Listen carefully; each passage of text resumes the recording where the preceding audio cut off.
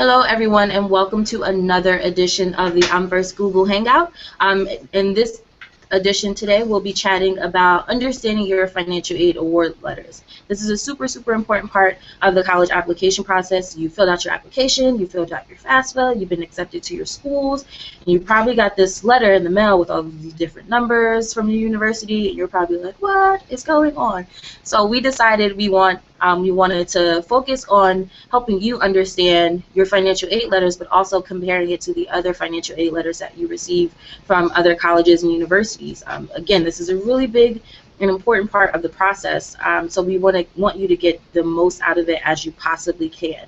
So in today's Hangout, we have some awesome panelists that are going to give you a ton of great information about understanding your financial aid letters and really getting a sense of what these numbers mean. I know you probably see EFC and COA and all these different things and you don't understand what that means, but that's A-okay because we're going to clarify all of that today. So we're going to jump into our quick introductions, and once we finish introducing the panelists, we're going to jump right into our questions. But a quick heads up, we do have a live Q&A feature. So if you're watching this and you want to ask a question or you need something clarified, feel free to use the Q&A feature and submit any question that you want. We'll be sure to get to your question toward the end of the Hangout. So let's get started. So panelists, please introduce yourselves in any form or fashion. Or maybe we should just start with Shelby. So Shelby, go for it. Hello everyone, I'm Shelby. I am the Assistant Director of Financial Aid at Lafayette College. That is in Easton, PA. And probably my good news for the day is I was selected for the lottery for the Marine Corps Marathon in October. So that was my plus of the day.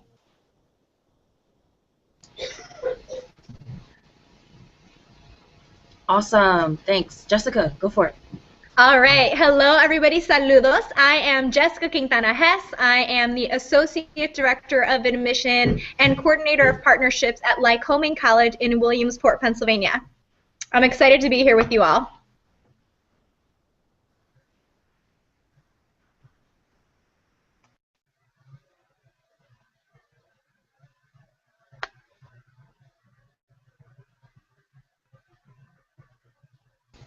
Awesome, and last but not least. Hi, I'm Marcel Tyberski from the Financial Aid Office at Colgate University in Hamilton, New York. Spring is starting to spring a little bit here. We're getting rain and the snow's going away. I'm very happy to be here today. Awesome, thank you so much. So these are our amazing panelists that are going to give you a ton of great information. So let's jump right into the questions. So question number one is for Shelby and Jessica. So what is the financial aid award letter and what makes up that award letter? So different grants, loans, and work study, what are all of these things? So I can start with kind of maybe explaining what the award letter is. The award letter kind of outlines for you what an institution might be able to provide for you. Most of those things that might be included on an award letter will be things such as a possible merit scholarship, an institutional grant, state grant, federal Pell Grant. Also things that can be included on there is work study and loans. And those will all be, whatever you're offered will be included within that award letter to kind of outline for you your potential financial aid package. Just to add some of the other things that you might find in your award packet when it gets mailed to you, whether it comes with your admissions decision or whether it comes separately, are usually guidelines or steps for you and your family to take in order to accept any of the lines that are outlined in your award, or if you would like to decline any of the aid that might be awarded to you in that package. And so the award letter and the supplemental information should all be there together to give you a sense of what your financial aid award is at a particular school. Awesome, thanks guys. So our next question is for myself and Shelby. So question 2 is, what goes into figuring out the amount of financial aid awarded to a student? I'll be the first to head into that one. we're going to ask you some questions, and there's probably a choice of 2 to 3 forms that students all will have to fill out, and parents. One is that federal form called the FAFSA. That's another form is the College Board's profile form.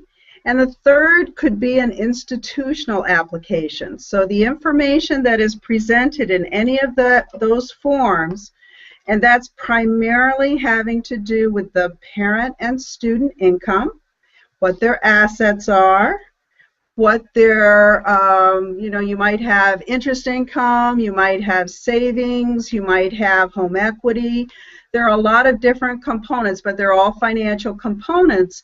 And then there's a predetermined formula that's been developed to take into account things like, it does take something to live. We recognize you pay taxes, the number that are in the household, number in college, where you live. It's very different to live in Manhattan, Kansas than it is to live in Manhattan, New York. So these are all little things that are folded into the formula calculation, and different schools use different components in different ways. And that is to arrive at what should the family be expected to pay towards college costs, whether it's at ABC school or CBA community college. We're trying to come up with what should the family need to pay. One addition I do want to add to all of this is that many schools are trying to identify the entire family unit.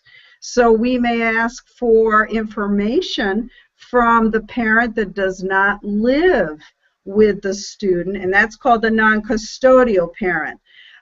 So it depends on the school that you're applying to. I always say use that. Hopefully you've used that checklist that everybody has, and you just have to plug in the numbers and that kind of thing.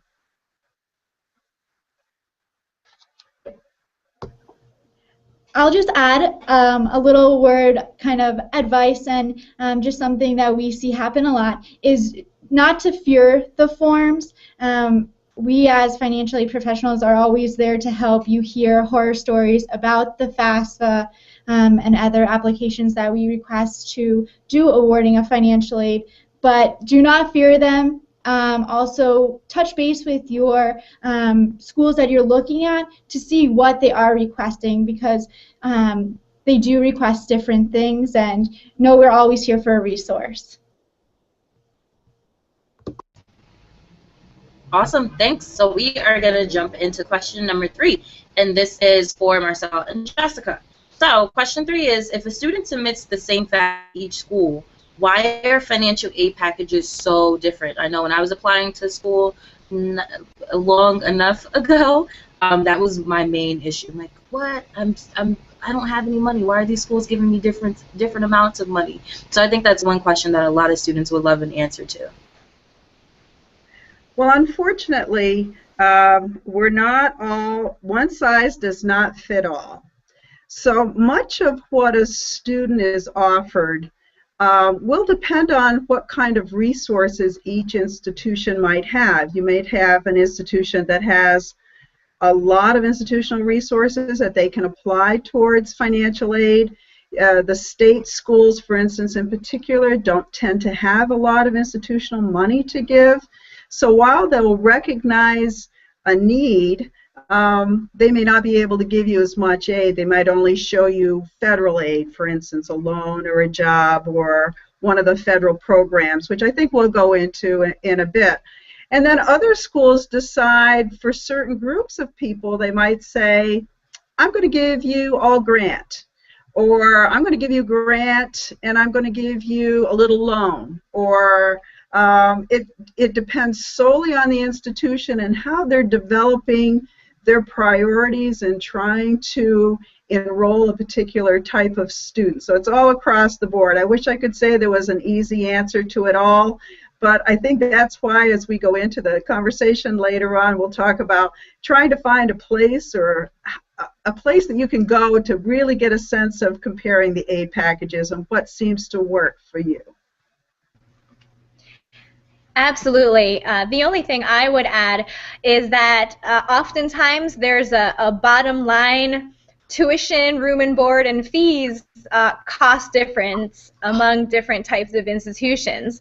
And so when each respective school is offering a particular award, it might look very different from a school that, say, costs $32,000 a year annually to a school that costs, you know, 15,000 if you're looking at a community college program, or if you're looking at another private institution that might be in the 60s. And so each school might not be able to offer that same award given the costs that are associated with attending that school on a yearly basis. So that's where sometimes there might be a little bit of gapping, and that might be a word that some of you are familiar with, especially now as you work with your counselors in looking at all of your different financial aid packages side by side. You might see a little bit of that happening.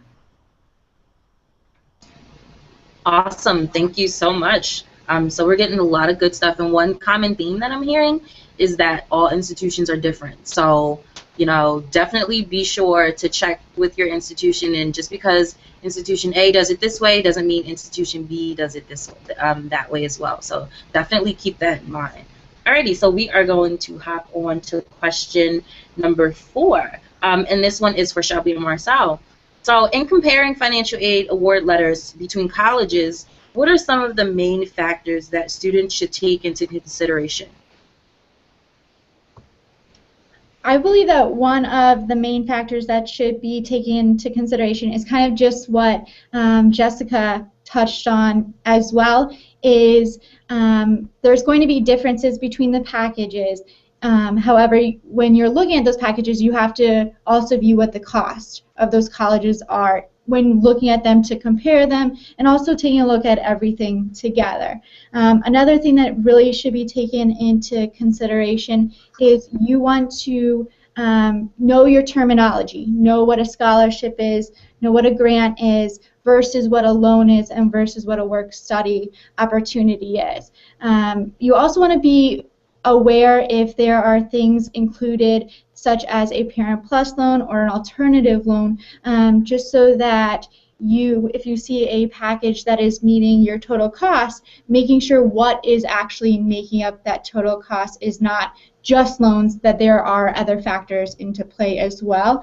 I think that is huge to know exactly what you're receiving, and then going from there and seeing what is the possibilities of attendance. Shelby summed it up really well. I think one thing that I always stress when I've done other things like financial aid nights is this is not about just the first year. You really need to ask the aid office, how about next year? How about in 3 years? Just so you understand what you're getting into. You know, it could be that what's going to happen if if the institution's costs go up, is my aid going to go up? Or if you have a merit award, I mean, be very clear. Merit award has nothing to do with what we call need-based money. So that usually, you know, you've got to read that fine print. I don't necessarily mean that it's going to be fine print. It should be pretty clear. But if it says you've got to maintain X GPA in order to get it every year, you've got to make sure you do understand not just coming in, but for the whole length of your program. Hopefully you'll stay at the same institution. Awesome, thank you so much. And that was a great point that you brought up, Marcel. I think a lot of times freshmen are only thinking about freshman year, but not realizing financial aid is something that has to be done every single year, and there are a ton of different factors that may play into receiving more or less aid, so it's something that they should keep in mind. That's really, really great advice. Alrighty, so the next question is for Jessica and Shelby. So this question is about EFC. I know a ton of students have probably seen this, have heard this. It's probably a buzzword that's like haunting them in their dreams. But what exactly is an EFC, or expected family contribution? And what are students' options if they need to finance the EFC? Well, I don't mind taking that first. So if you look at the FAFSA website, I'm going to go ahead and use kind of their definition of what that expected family contribution, or that EFC, is. And basically, the EFC is a measure of your family's financial strength and how much, according to the calculations that are done by financial aid offices, with what the government tells us, is what your family is able to contribute towards your education. So your family's taxed income, untaxed income, assets, benefits that your families might have, like unemployment or Social Security, if you have family members who are collecting any of those assistance programs. And they're all considered in the formula. And so the size of your family is also considered, so how many siblings you might have, if you have siblings that are in college, or another kind of program that might be costing your family additional funds. And so all of that goes into the FAFSA, and then of course some of the other forms that were mentioned earlier. And what happens is that there's a calculator that's used for federal eligibility and for those aid awards in order to calculate that bottom line EFC with however much a respective institution costs. So that's kind of what that EFC is at the bottom, dollar amount. The other thing that we were asked to kind of mention is, what families can do. When you look at that EFC, there are often payment plans that schools offer for you and your family to pay off whatever might be that EFC over time for an academic school year. But then there are also other loans that are available if your family needs to do that in order to secure funds to make those payments for fall and spring term.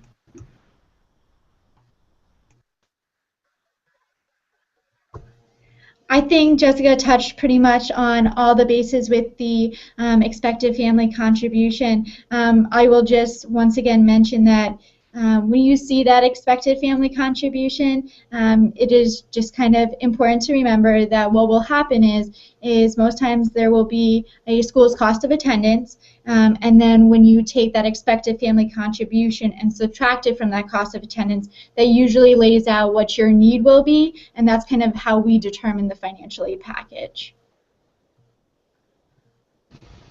Awesome. Thank you so much for that. So our next question is, if a student and their family feels that they should be awarded more money, can they appeal their award letter, and what's that process like? And this question is for Jessica and Marcel.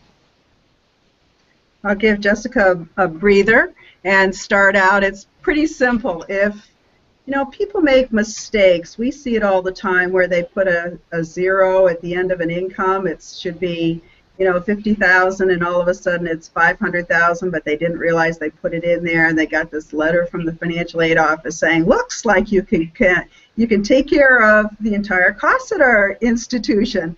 And then you have that discussion and you realize they did make a mistake. The bottom line is you do need to call the financial aid office. There may be situations where calling the admissions office helps, but it depends on how each institution is organized. But typically, the award letter comes from the financial aid office. There's contact information as part of that award letter that suggests, if you have any questions, please call us. And during the course of that conversation, we will suggest or indicate what we might need from them if they do want to appeal their award. Keep in mind, because you want more money does not mean you'll get more money. It will depend, again, on the type of institution and their policies and procedures on exactly how it will happen. For instance, at my institution, if they've made a mistake, if some family situation has arisen, the forms don't ask, if I can say this correctly, they don't ask all the questions that a parent may want asked so they can answer it in a good way, such as, during Hurricane Sandy, my roof blew off and I need to repair that and I had to pay $20,000. we will ask for documentation of that, but we're not going to add, the form doesn't ask the question, did you have a calamity this past year that you would like to describe for us? So it's for those reasons that an aid office in particular can help tickle out, if you will, maybe if there is a basis for an appeal and how to go about providing additional documentation. Yep, the only thing that I have to add to that is one of the things that might happen with students that we haven't touched upon yet is verification. And that might be a place where if there were some numbers maybe inserted into a preliminary financial aid calculator or form early on that needs to get selected randomly by the government, that might be another way that some of those errors might be caught a little further along in the process. Awesome, thank you. And really quickly, Jessica, I'm actually happy that you brought up verification.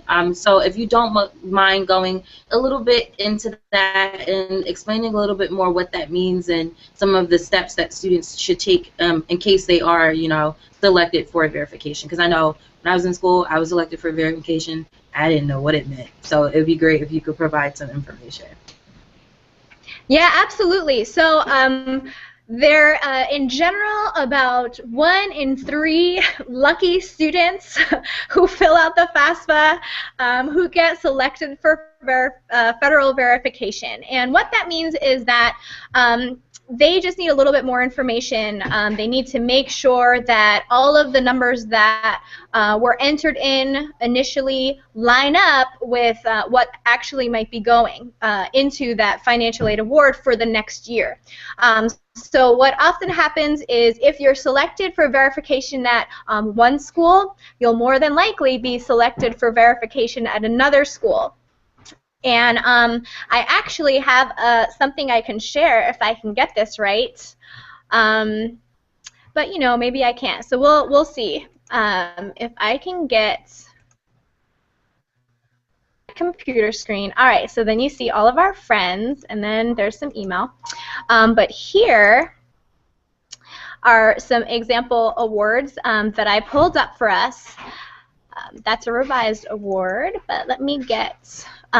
All right, so at Lycoming, when a student gets an award, if they're selected for verification, can everybody see this, I hope, maybe?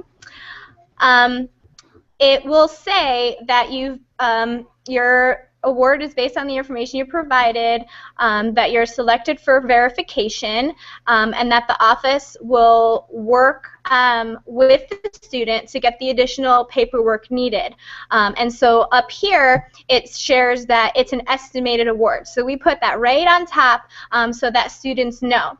So every award that we send out or every student who has been selected for verification then will also get the paperwork necessary. So we submit an instruction sheet, and then we also provide some other literature that helps students with that opportunity. Now, at many other institutions, keep in mind that just because you might be getting federal aid does not suggest you won't be verified. Institutions with a lot of institutional funding will say in their award letter, we are going to be verifying you by asking you to submit all your tax returns, household size. Siblings in college will verify that kind of thing. So you're not off the hook if you don't get the little nod from the FAFSA necessarily, because keep in mind, institutions at much higher priced places have a vested interest because they're giving out far, far more of their institutional dollars than their federal dollars. So they're a little bit more anal about collecting everyone's tax return and additional information. So don't think that just because one school wants it, that the other school one school does not want it, does not mean the other school is not going to ask for it anyway.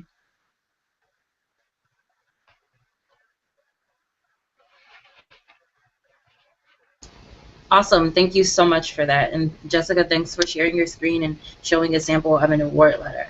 Alrighty, so we are going to move on to our next question. And this one is for Shelby and Marcel. So while waiting for financial aid award letters, obviously students are still going to be applying for outside scholarships. So will being awarded outside of scholarships affect how much financial aid an institution awards to a student? And how does that work? Well, one thing I will say about a school's outside scholarship policy is that it might be different school to school. I came from a university that allowed the first $5,000 of an outside scholarship to just be placed onto a student's award without making any adjustments to decreased need-based financial aid. However, here at Lafayette, the policy is that if a student receives an outside scholarship, the first thing that will be looked to decrease, if needed, would be loans. So I think that there could be adjustments made to, based on outside scholarships, but definitely check out the handbooks for the school, the financial aid handbooks for the school, to kind of see what those individual policies might be, because I believe that they differ slightly to significantly between different institutions. Yes, I agree totally. And unfortunately, what happens, you know, when a student gets their original award letter, you typically do not know you're getting outside awards. Those usually happen around, you know, during a high school graduation time, for instance, or a late, a late notification well after you've gotten your award letter. So again, I can't stress enough, just like Shelby did, look at the school's policies and procedures. Find out what they will do, because Shelby said the gamut. Some schools will take it all away from their grant, and some will divvy it up in different ways. The bottom line, we haven't really gone into that kind of detail, but as schools, we cannot go beyond what we call the estimated cost of attendance. What does it cost for a student to go to ABC school? You know, we're all going to charge tuition. We're all going to charge some kind of fees. Typically, students have to live and eat somewhere, so that's room and meals, or sometimes they call that board. And let's not forget those other indirect costs, you know, like books, personal expenses. Those can run up to $200,000 to $300,000 as well. So, you know, you just have to remember for some schools that they will treat you very differently depending upon where you are. So don't forget that part. Awesome. Thank you so much, ladies. So our next question is actually for everyone. So you can pick which order you want to answer. It's perfectly fine with me. But this question is, who's the best person that a student should reach out to at an institution in case they have any questions or need clarification on something that they've received in their award letter? Well, I can tackle that first, only from my perspective, not just as someone who's working at Lycoming College right now, but as someone who's worked at a variety of different types of institutions. And I would say that, you know, first and foremost, at most places, you're going to find that financial aid counselor, there might be a financial aid line where those folks share office hours and they man telephone calls and that sort of thing. And that has been the case at most of the institutions that I've worked at. But at Lycoming, interestingly enough, we actually ourselves serve as the primary point of contact as admissions representatives or counselors to our students that we work with. And so at my school right now, I would be the primary person to work with candidates and their families. We actually call every student who we admit once their financial aid letter goes out. So I call all of my students to walk through the financial aid award with them line by line and answer any questions that they might have. And if they were to want to appeal, I would actually be the person to help take that appeal and take it beyond into our financial aid committee, which actually I sit upon, which I guess is good for my students. But as was stated before, you're not necessarily guaranteed more money if you appeal. But this is an institution that very much works with our financial aid office very closely, but your counselor through admissions is going to be the main point of contact. But I know that is very different than the schools that I've worked at previously, where financial aid itself has been the main resource.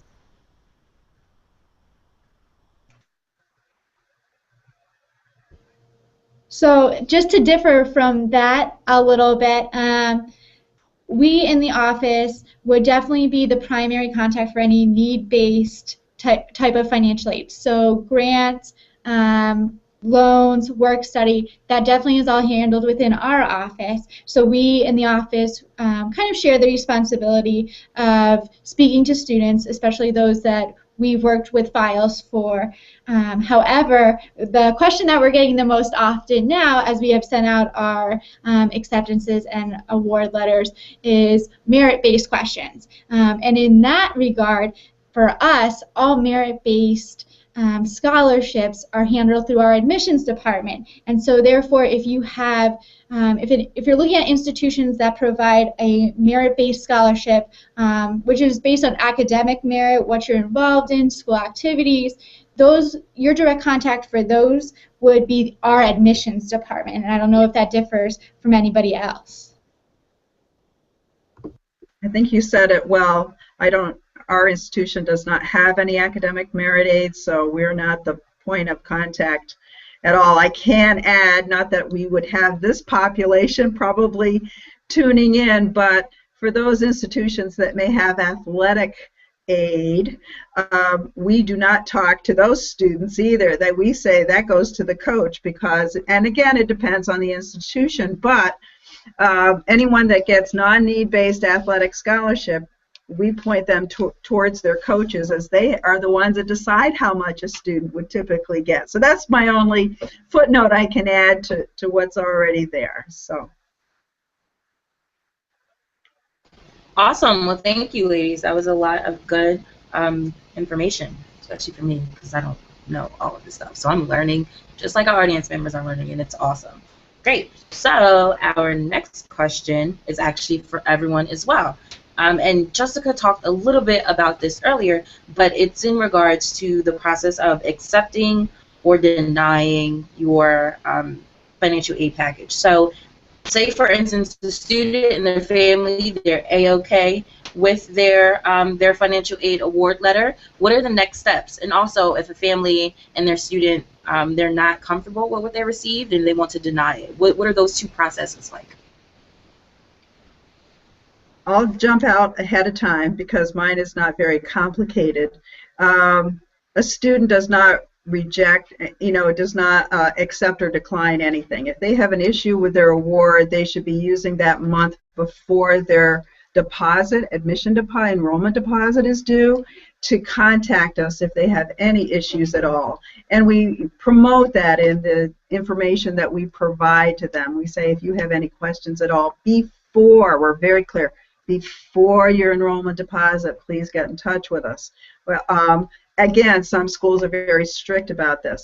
But at the end of the day, so we don't have schools accept or decline anything. If they pay their enrollment deposit, then from that point forward, we start what aid officers are supposed to do. We'll let them know. We'll contact them when they have to do their loan application. Or for us in the state of New York, if you're a New York resident getting a grant, we'll say make sure we'll direct them in different ways of what they have to do if they have to do supplementary information. Getting the tax information is another one, where we'll say submit it through the imaging vendor and away we go. These are all the things that you need. And we prompt students. I mean, that is our role. We are their cheerleaders. We want to give them the aid that we have awarded them. So we want to make sure that gets rolled out in a timely way.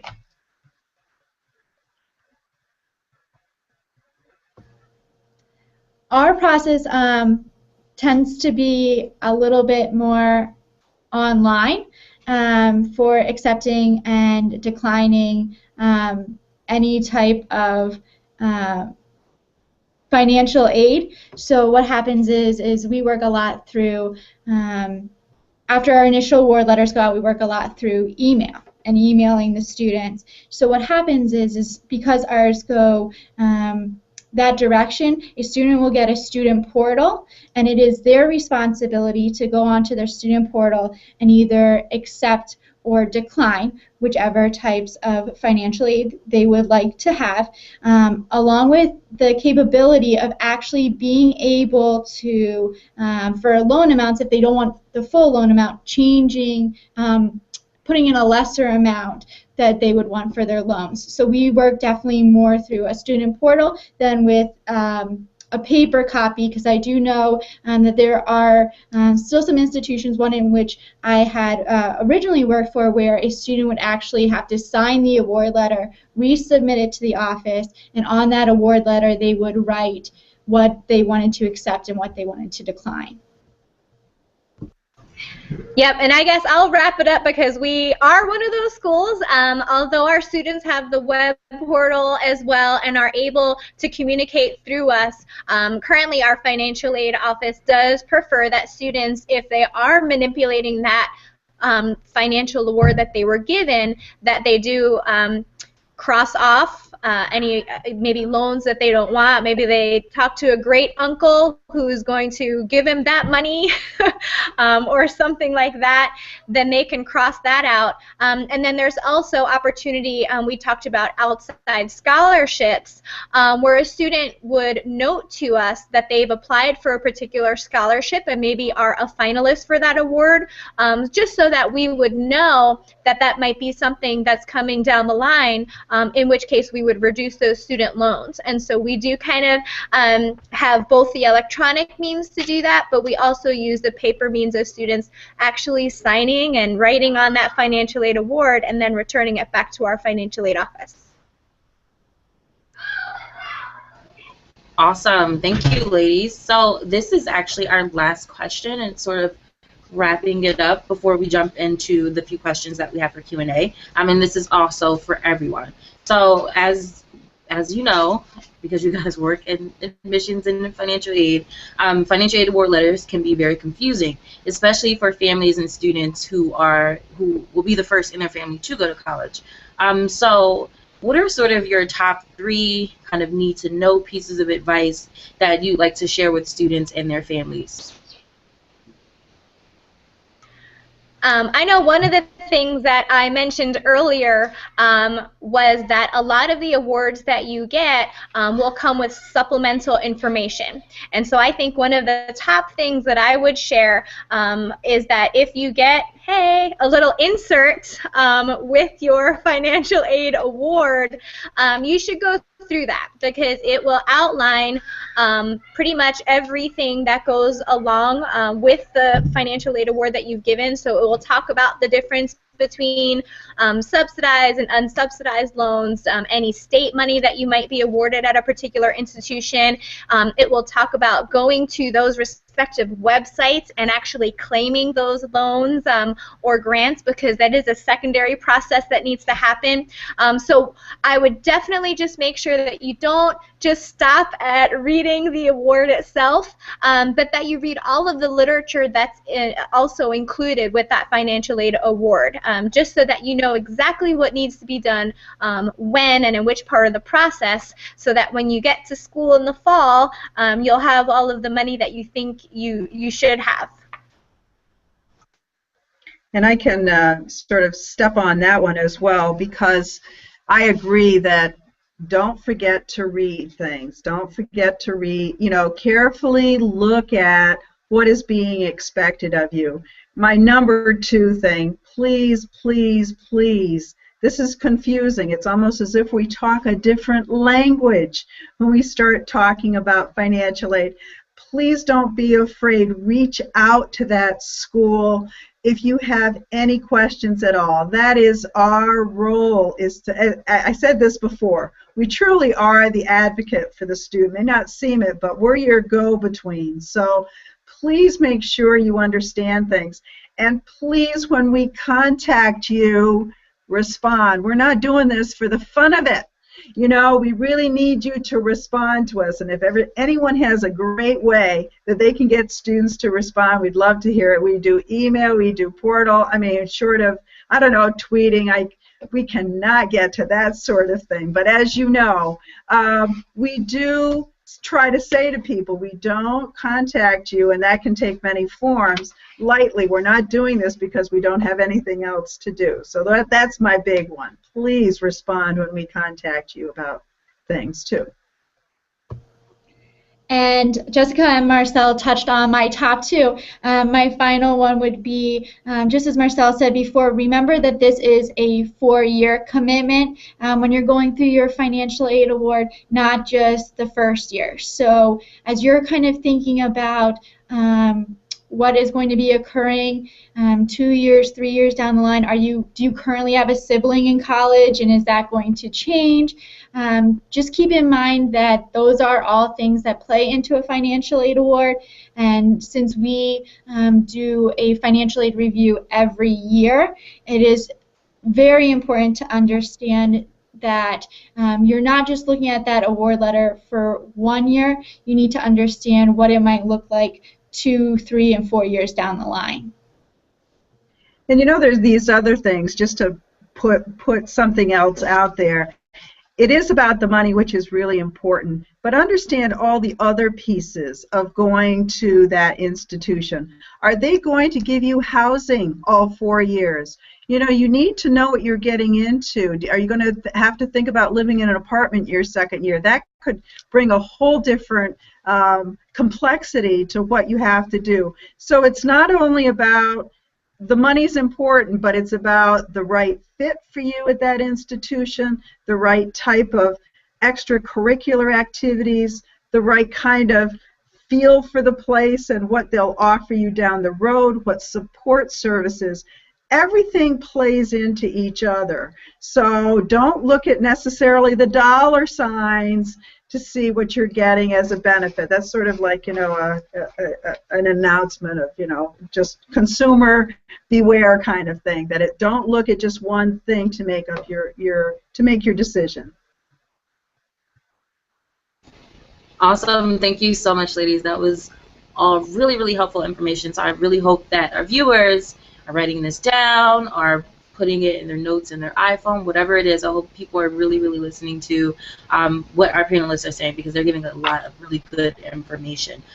So I do actually have a few questions for Q&A, so we're going to run through those. We're a little over time, but no worries, because this information is very important, so time is not a factor. Well, it is a factor, but not that big of a factor.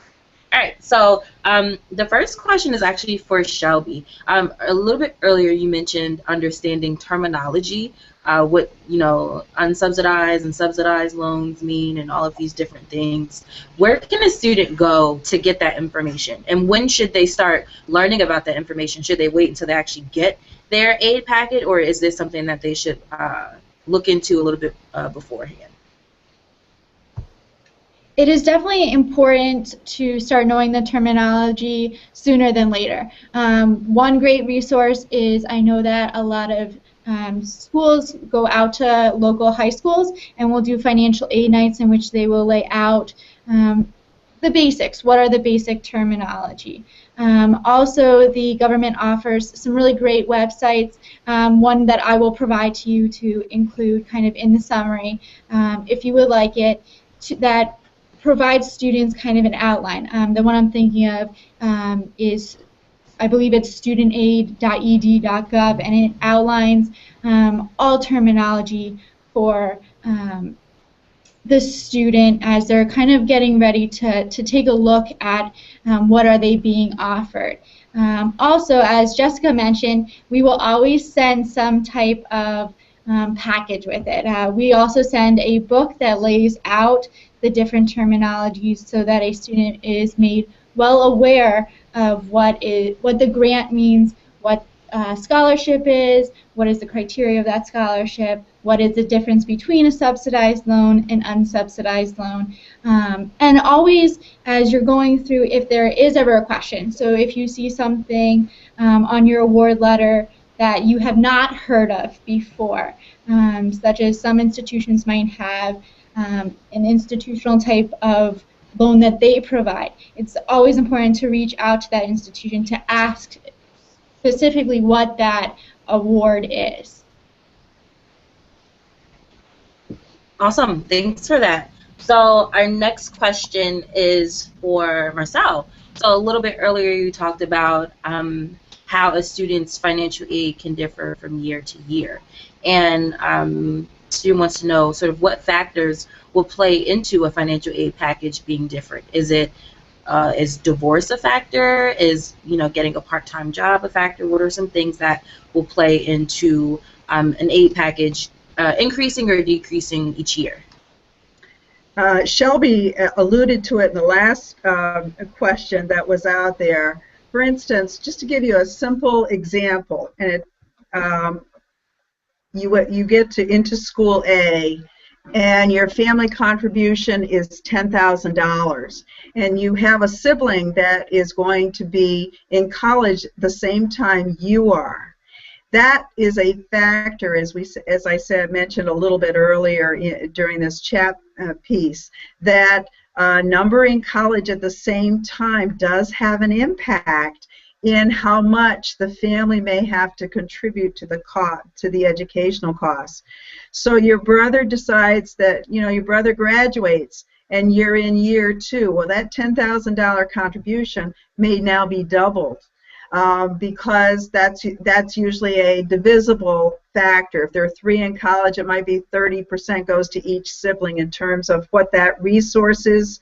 As I talked about the FAFSA and the profile, we come down to a family contribution, and then that's called total resources, and then the factor that's put in, for instance, is the number in college at the same time. So it could be if you're 3 in college, that $10,000 could be, for my institution, $3,000. Can't promise you what it is at those other institutions, but now you're 2 in college. Well, now the $10,000 that was $3,000 is split between 2 people, so that might be closer to $5,000. So you may have to think about providing more in terms of your contribution. The other thing that you have to be wary of, and we have not talked about this at all, was the student contribution.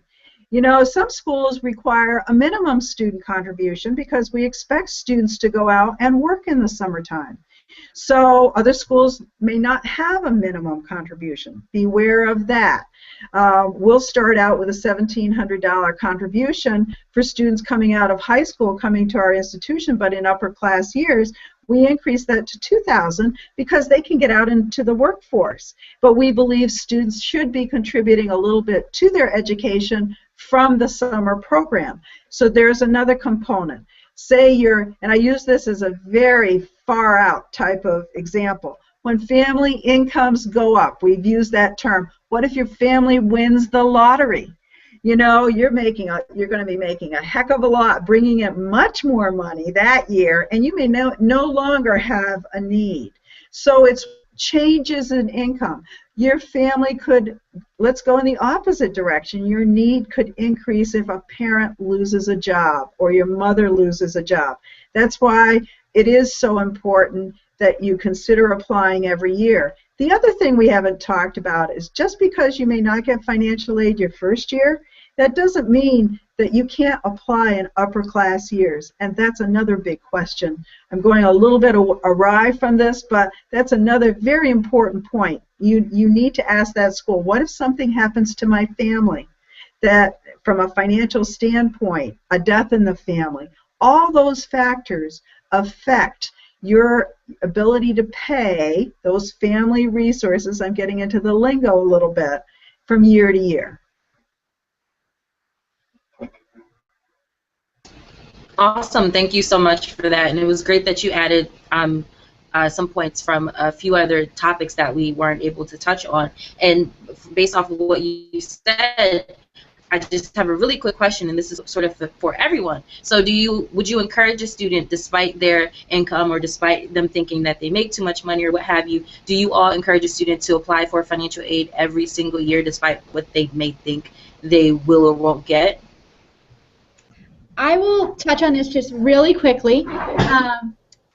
What we provide for our students is known as a net price calculator, and we really utilize that net price calculator, especially for first-year students and students looking to apply for financial aid in concurrent years.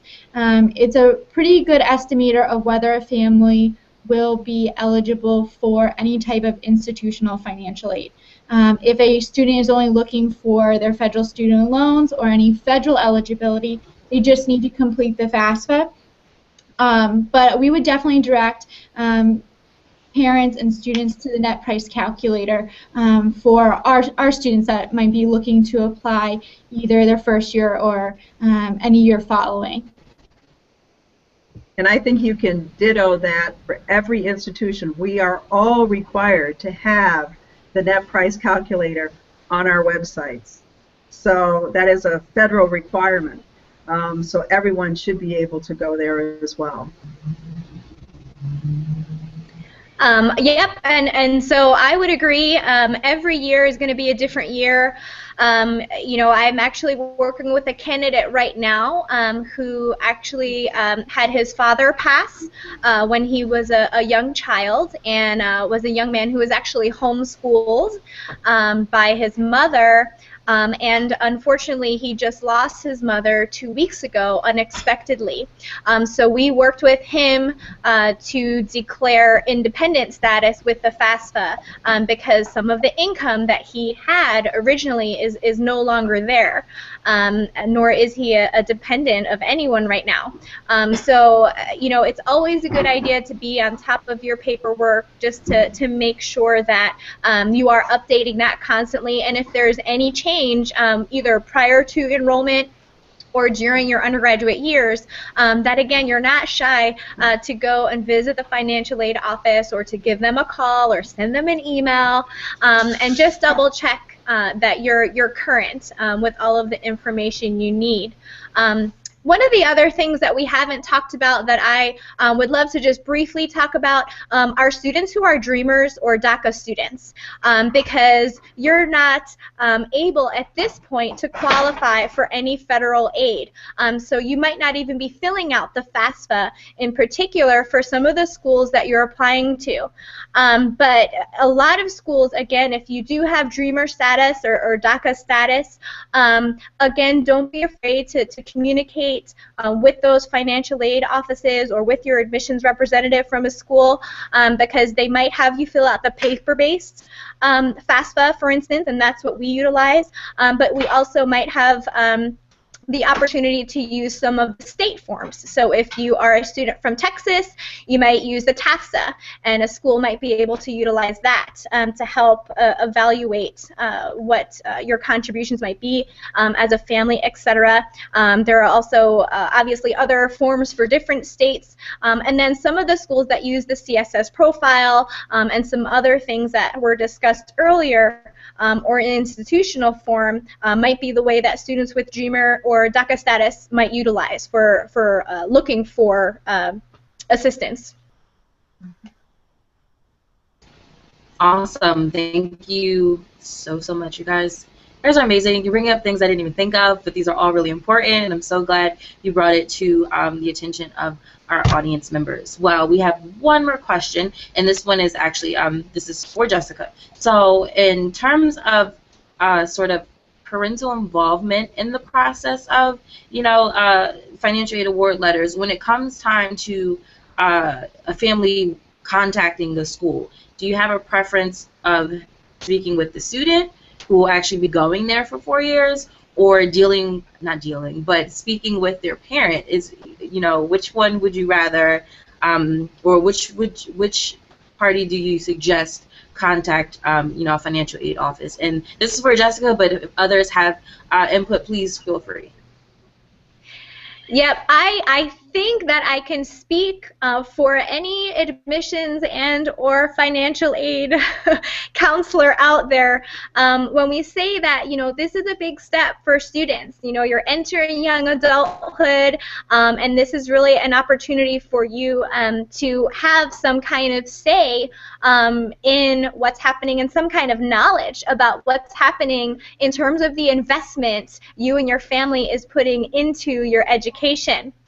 Now, at the same note, my family, I'm Latina, and just culturally, I have never in my life, even up to right now, ever have seen any of the financial aid documents that I had for my undergraduate career. My parents did not want me to worry about that. My situation was a little bit unique because I was a Division I athlete, and so I did have that as an award that I received in addition to the other financial aid assistance that I had in college, but my parents didn't want me to know about it. So I think as you you know, go through this process, I think that you should be open to having conversations with them about your involvement, because I think there are aspects that you're going to need. My parents had a little change in their income at a midway, and they sent me to the financial aid office. And so I'm there with the financial aid officer, but had no idea what any of the financial aid information was that my parents were bringing to the table, or what my awards looked like, and so it was really complicated. So I think trying to open the discussion up through the process will be helpful for you, not only as you make the decision to attend a particular school, but then also once you're there.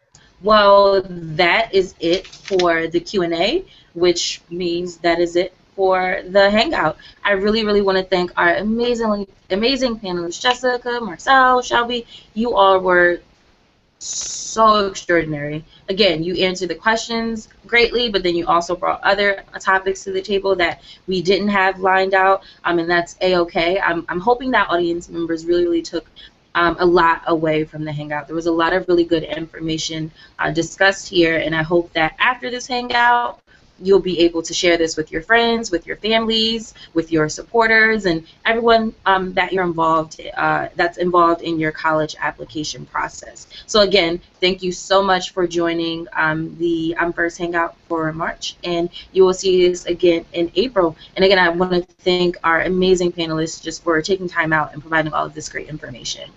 So thank you guys so much. You're welcome. Yeah, Awesome. thank you, everybody. Best of luck to all of you. Awesome. Thank you all, and you guys have a great evening.